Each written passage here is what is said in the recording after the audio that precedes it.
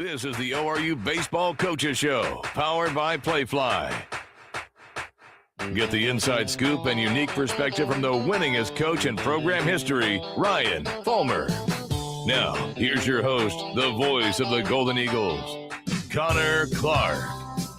Welcome back into another installment of the ORU Baseball Coaches Show here on the ORU Sports Network, as we've got another week of baseball in the books as we are back here at the beautiful Grand Slam Club at the all but gorgeous Chapman Park. Connor Clark joined by the head baseball coach Ryan Fulmer. As always, Coach, thanks so much for the time for yet another week. And another week did go fast. And, there we go. It'd probably help if we could hear you say that one more time. I said that week went fast. Yeah, so it did go fast, and we are ready to go here. But we've got a lot to dissect, of course. A big weekend at Omaha. You guys take 2 of 3, and then just another big game last night against Central Arkansas, one that was very, very tightly contested and one that was kind of weird when you look at the box score, and we'll dive into that. It's some very strange plays at that. So we will dive into that for sure and get things ready to go. So with that, we'll start off with Friday's game and a dominant performance against Omaha, to say the least, and 9-0, and you guys followed it up quite nicely on Saturday, 13-1, and that was kind of the story of the week last week. Was hey, the offense is finally awoken, and even yesterday, I think we could have said the same thing about that, but you guys had to have been really pleased with your performance to kick off that series and come out of the gate hot. Yeah, again, as you and I have talked to, it starts with starting pitching, and man, we got 2 really good starts on that weekend as well. And I thought Jackson Farrell's start was good too. I think he allowed 1 through 4 innings, so we really got 3 really good starts on the weekend, kind of rolling it into last night too.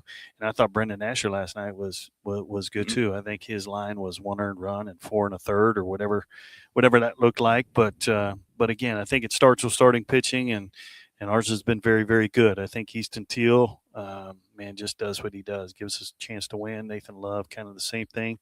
You look up and it's the 5th inning, and he's given us an opportunity, and he did that again. So, I thought the weekend started with good starting pitching, and as you said, we kind of woke up a little bit offensively throughout the week and throughout the weekend. So, hopefully that trend continues.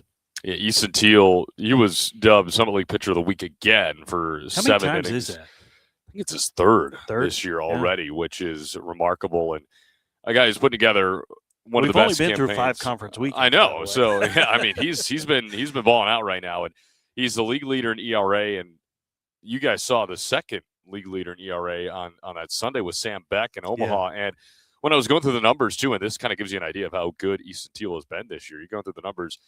Teal's ERA was at 2.11, and then Beck's was at about 3.50. Yeah. So there's a huge gap between 1 and 2 there. Now, obviously, numbers have changed since. Yeah. But, I mean, he has just been dominant. He goes 7 innings, his 5th consecutive quality start. Again, more of a professional stat when you talk about quality starts. But, again, it's a great metric to just kind of visualize what he does night in and night out. And, I mean, he was on cruise control for most of that game. Yeah. I mean, you look up, and I think he allowed 2 hits over 7 innings, something like that. It was a dominant performance. But yeah, you look at, you talked about Omaha's guy.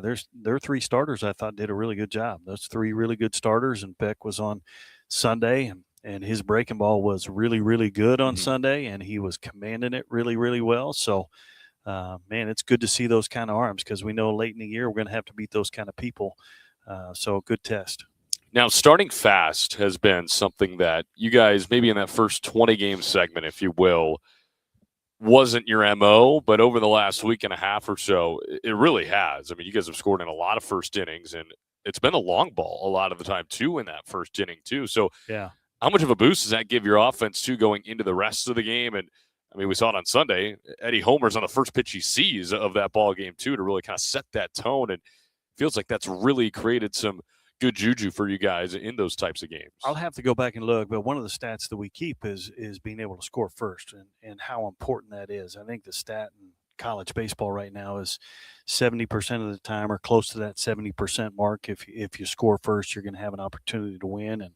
And again, as you said, where we struggled early in the year with that metric, the last couple weeks we've been very good, and I want to say it's been maybe 6 or 7 games in a row that we've been able to do that. So, yeah, it helps to get out to a quick start. It helps when you're starting pitching. It's been very good. So luckily we've been able to do both those things the last couple of weeks. Well, here, let's do some. Let's channel in the ORU Golden Eagles research department here to find out, because I don't want to spew out. So I know last night we started with the 2-0 lead. Yes. The weekend on Sunday, Eddie led off the game with a home run. You guys scored first in every single game over the weekend. Yes. So you won 2 of the 3 there.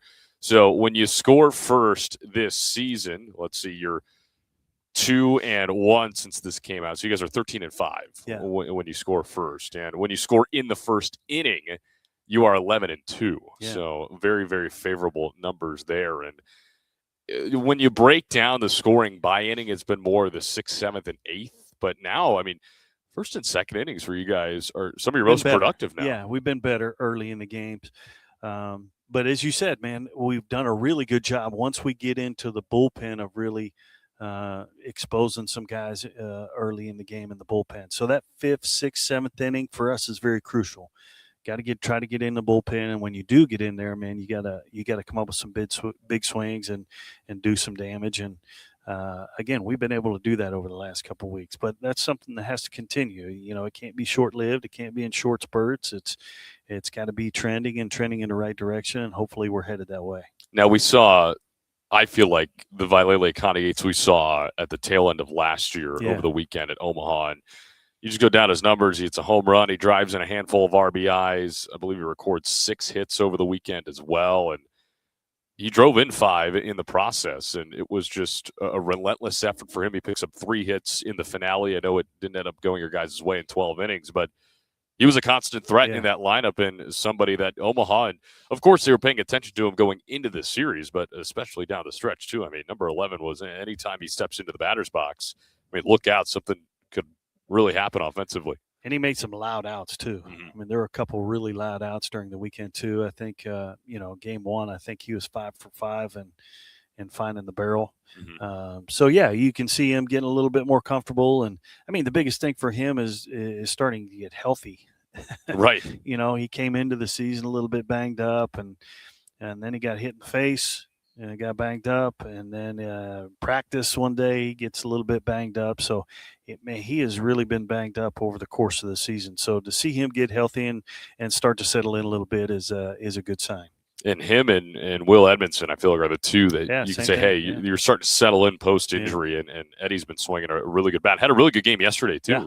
Got on base 3 times with a hit, 4 times in total, and was a guy who was sparking the offense at times yesterday. He sparked the offense at times, of course, on Sunday and over the weekend, too. And all of a sudden now, I mean, he's putting together a pretty lengthy hitting streak for Will Edmondson as well. He's got hits in 8 straight games now. Yeah, I mean, obviously Eddie struggled a little bit early, but as you said, over the last couple of weeks, man, you could see it. You could see it coming, right? You could almost feel it coming a little bit, and he's starting to swing the bat really well, and Vi's starting to get healthy and swing the bat really well. So we need a lineup though. It takes more than a couple guys. It takes an entire lineup to be able to have sustained success. I was tripping all over myself right there. So we're gonna have to get a bunch of other guys on board too. I want everybody to know talking is not as easy as everybody thinks it might. See, I can't even talk talking right is hard, right? Yeah, talking is, especially in that game. I'll say there was a lot of talking in 12 innings on Sunday, but I mean those two guys have been phenomenal. And then you and I talked pregame on Sunday about the performance out of Matthew Maynard we saw over the weekend on Saturday. I mean, he was absolutely fantastic. He reaches all 7 times over the weekend with this pinch hit performance in the series finale as well. And he got on base, and it wasn't all just hits, of course, but he found different ways to reach, and sometimes that's the mark of a good player. Yeah, no question. I think it's easy to look at the box score too and go, he had this many hits and he did those things, which he did, man. He swung the bat really good, but man, he made another big throw on Saturday, made another big throw on Sunday. So his work behind the plate has been very, very good too. So man, we got a couple guys back there go get it. I thought this interesting. Maybe you can, since we're in our stat department right now, all three of our catchers got a hit in Saturday's game. How often has that happened? Wow, that's a great stat. That's I don't know how That's a good often one. that's happened. That's Yeah. fantastic. I'll give you Well, something to it's chew the first on. When time. you get bored, you can yeah, look right. it up, right? That's the first time, obviously, this year. But Yeah. I don't know if memory serves. I don't even think that happened last year. So Yeah, well, we'll have to go deep into the archives. So when's the last time all three catchers had a hit in a game? Maybe you should become a part of the stat department, honorary member right here. I mean, well, that we're seems throwing like numbers at that's each other. all we do most of the day is look at numbers, Just numbers, stats, and numbers and charts. And were you good at everything math else. in school? I was. Okay, I was math. I'm pretty good with numbers, so I can spit a couple of them. I'm good with numbers that I want to be good at, though, too. Right? It's kind of selective math that I'm good at. You're good at figuring out averages and Yeah. the baseball numbers. Right. Maybe when it comes down time to do taxes or whatever, it's not great. as fun. Not so I think everybody would agree with that. But we're here at the Grand Slam Club here at Chapman Park, talking with head coach Ryan Fulmer, episode number 6 of the ORU Baseball Coaches Show. And let's get into that game yesterday. You guys put a lot of barrel to a lot of ball. Yeah. 14 hits for you. Unfortunately, it only comes into the 3 runs, and you guys dropped the game 5-3. But you and I talked post game. Yes, you got to score, and you guys put yourselves in positions to score.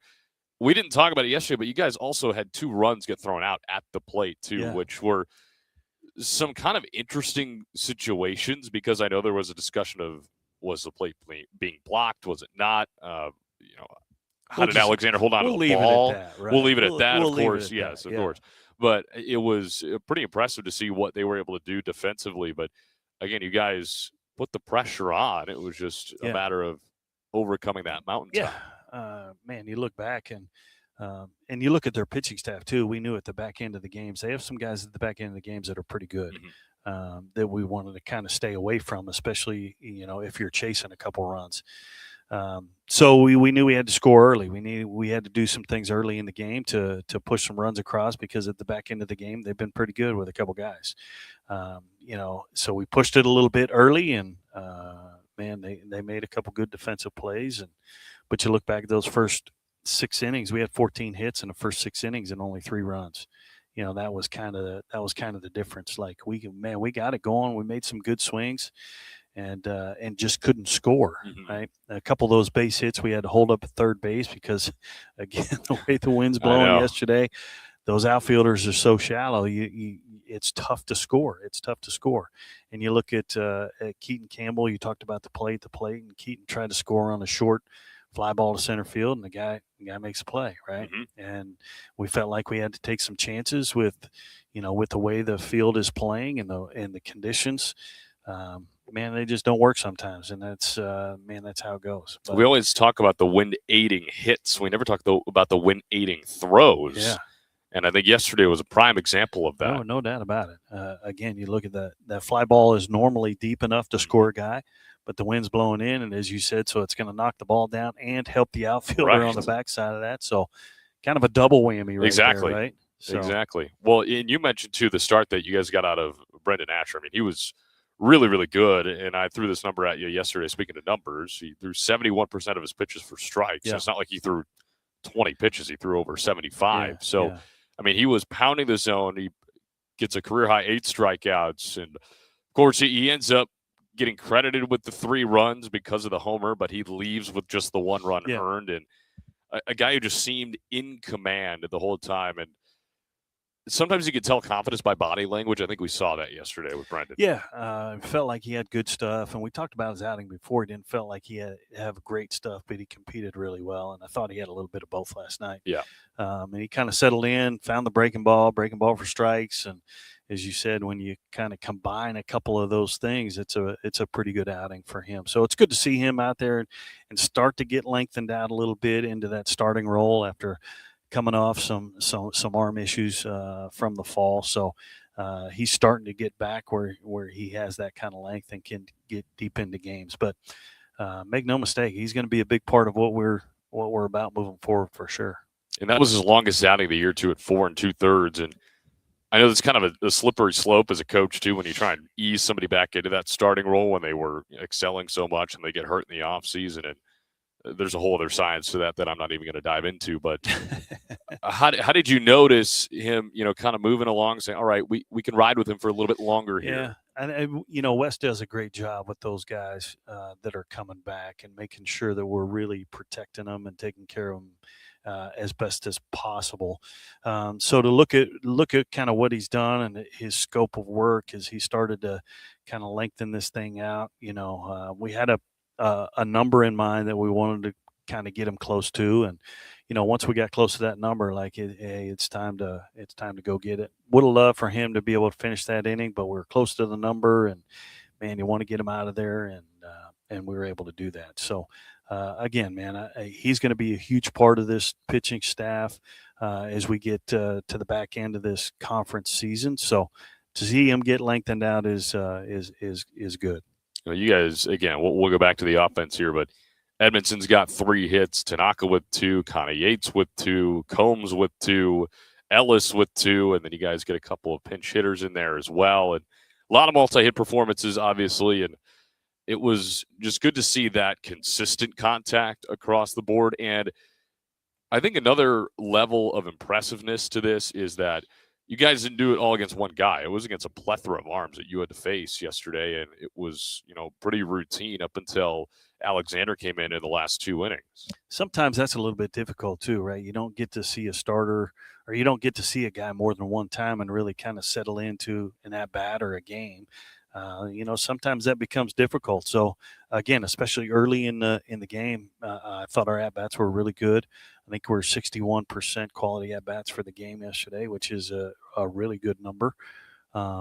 We just weren't able to score. And, the reminder to our players is, hey, it's great that we got a bunch of hits, but we got to get a bunch of runs.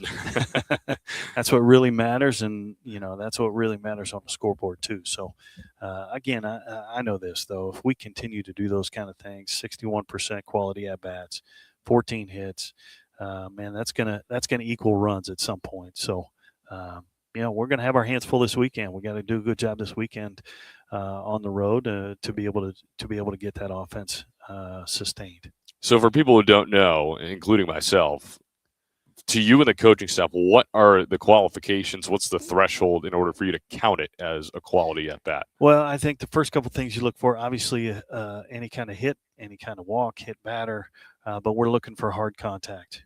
Right? You're looking for hard contact, and we count those things. We also count moving runners. So, when we have a runner at second base that needs to get to third base in less than 2 outs, that would qualify as a quality at-bat. Or a guy at third base, less than 2 outs, and we're able to score him.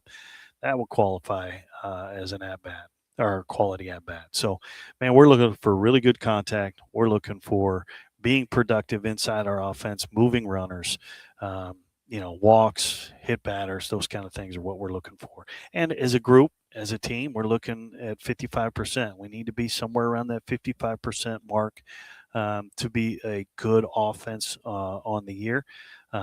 In each and every game, we have that number set at about 50%. So anytime we're over 50%, man, we're going to have an opportunity to score. And as we talked about last night, we're at about 61%.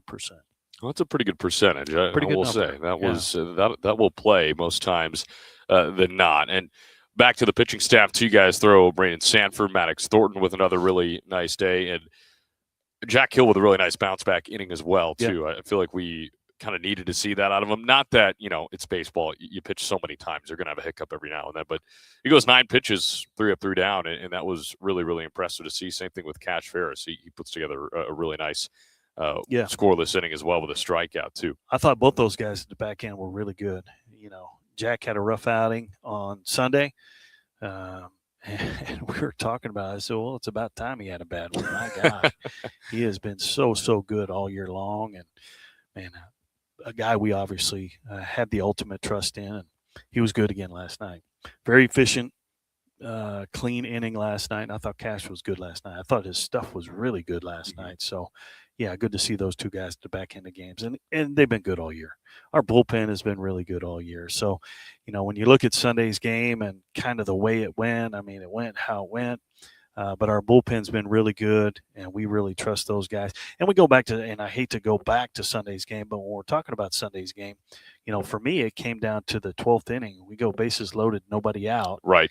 and we only get one run. Mm-hmm. For me, that was the difference in the game. I know we ended up losing the lead. We go up one and take that into the bottom half of the inning. But for me, that was an opportunity to win it offensively, to put up a big crooked number, and we just didn't do that. And man, he let them hang around, and that's what happens. When I think of Sunday too, and when we talk about it, in the office too, earlier this week, it almost felt like that was kind of the law of averages playing a fact, because they only scored the one run over the first two games, and you guys were obviously great offensively all weekend, and you felt like, okay, is this off? Because it's in Omaha too. I mean, they have a good offensive group. Yeah, it's a good club. It's a good club that can really. They had a great win over Kansas State last night as well, 12-5 in Manhattan. So they are more than capable of putting runs on the board. And I agree with you. I think that was kind of the point of the game where you could really put it away if you wanted to, and unfortunately, that's just not how it went. And it was just one of those games where it's back and forth the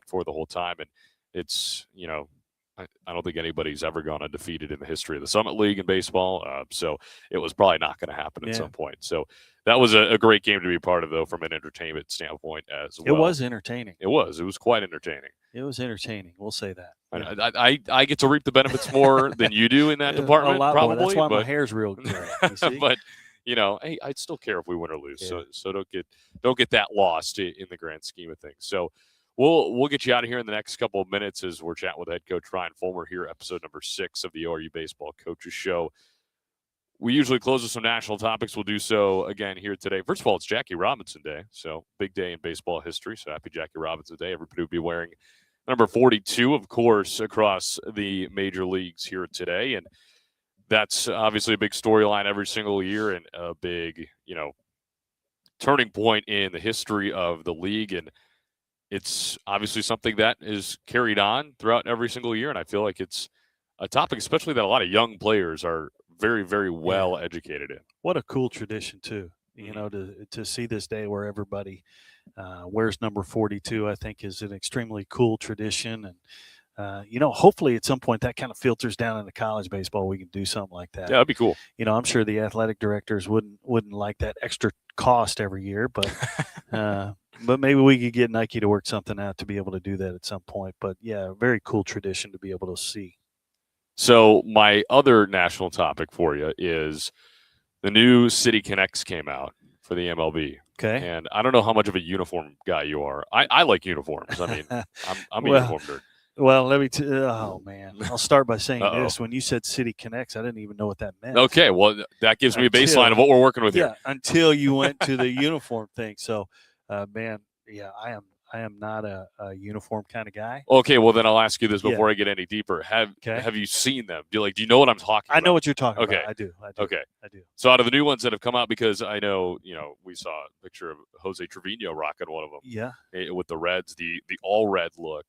Which one do you think is the best out of the newest ones? Oh, man. Because there's been some good ones over the last few years. Because when I think of uniforms, I think of I like the very traditional, plain, simple look. So a lot of the new stuff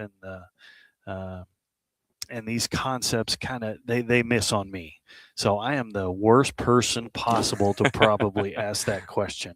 So I'll go back and say, you know what? I love the Yankee pinstripes. I'm trying to broaden your horizons. I know I'm not a Yankees fan, but I love the traditional stuff. When you think of Yankees uniforms, how simple, how classic those are. Of course. I think the Yankees wear 2 uniforms, correct? Yeah. They wear the pinstripes at home. And the grays. They wear the gray on I don't think they even have a City Connect one, no.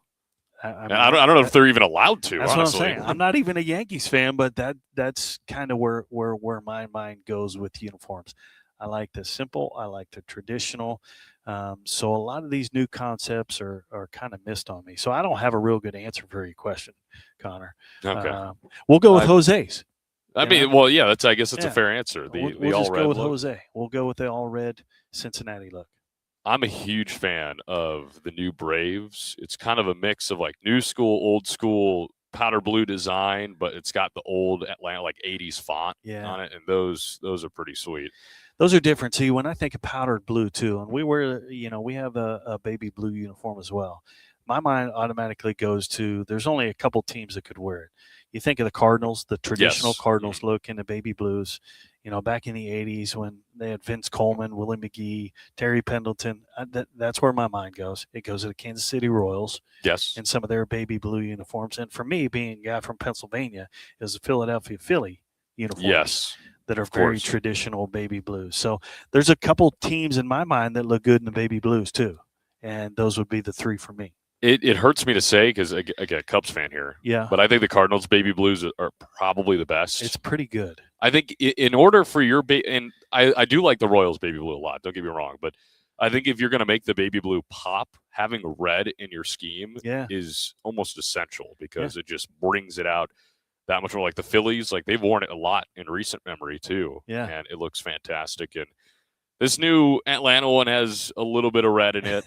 Not as much red as the Jose Trevino Reds. That's a lot of red. That is a lot of red. It's a lot of red. It's kind of cool. I like the faded, darker red pinstripes that they got going on. So do you like the black on black look that a lot of people are going to? Yes and no. Okay. I think it like the new Pirates one. I think this might be the weakest group of City Connects uniforms. Tough. Yeah, it's tough. I do like. I prefer the regular Pirates uniforms over their alternates. Yeah, I would agree with I think it's a sharp look. The black and yellow. It's hard to screw that up. I think. I mean, their home whites with the black and yellow. Their home whites are good. They're I think really good. The hottest take I have, and it's the City Connect that everybody despises. I thought the old San Diego ones were awesome. The ones with the weird pink and the green and the kind of yellowish and the very surfer vibe. Yeah. I thought they were great. Everybody was like, those are disgusting. But I thought they were fantastic. They're different. They are different. I don't think it would be my pick. I'll say that. I'm not saying they're the best, but I think they're better than what people are giving them credit for. I will say I think the Cubs, all bias aside, are 2 for 2 on their City Connects. They had the Navy ones instead of Wrigleyville. I don't think you can start that by saying all bias aside. Why? When you lead with I'm a Cubs fan, but no bias, but I'm just objectively the uniform. All right. The all navy with the Wrigleyville across the chest is pretty sweet. Yeah. And then they did the baby blue, which they brought back again this year. They're kind of paying homage to like the blues scene in Chicago. And so they got the Cubby with the guitar, like the 1920s Cubby. It's pretty sweet. So I mean, but no bias, right? No bias. Okay. No bias. All right. I said Fair enough. I said the Cardinals have the best baby blues in the game.